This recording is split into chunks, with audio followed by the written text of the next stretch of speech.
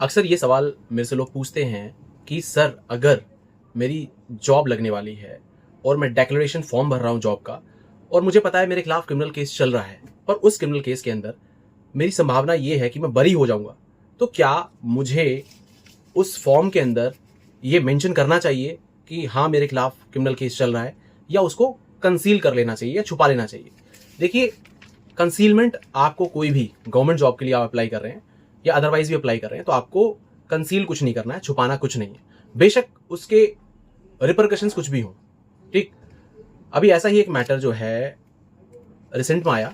उसमें क्या हुआ कि एक इटारसी ऑर्डिनेंस फैक्ट्री में एक व्यक्ति ने जॉब के लिए नोटिफिकेशन आई, उसने अप्लाई किया, रिटन एग्जाम पास कर लिया, और उससे पूछा गया फॉर्म के अंदर कि भाई क्या आपके खिलाफ कोई क्रिमिनल चार्ज हैं?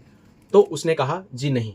ठीक, अब जो केस चल रहा था उस केस में उस व्यक्ति का एक्विटल तो हो गया, यानी कि वो बरी हो गया, पर डिपार्टमेंट के नॉलेज में ये वाली बात जरूर आ गई कि इसके खिलाफ एक क्रिमिनल केस चल रहा था, सेक्शन 254, 323, 325, जिसके अंदर वो बरी हो गया। यूपी डिस्ट्रिक्ट कोर्ट के अंदर एक केस चल रहा था। अब ऐसे में उस व्यक्ति को जॉब से निकाल दिया गया।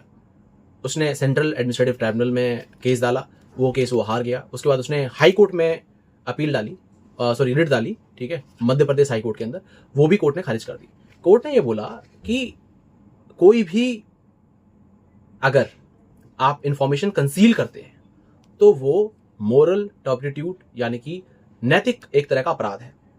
हेडिंग है not disclosing criminal case moral turpitude, यानी कि एक ये नैतिक अपराध है। तो हाई कोर्ट ने भी मतलब इस चीज को बहुत सीरियसली लिया कि कोई भी आपके खिलाफ चार्जेस लगे हैं, आप कोई फॉर्म भर रहे हैं, तो आपको मेंशन करना मैंडेटरी है, वो कोई ऑप्शन नहीं है, क्योंकि वो कंसीलमेंट के दायरे में आता है।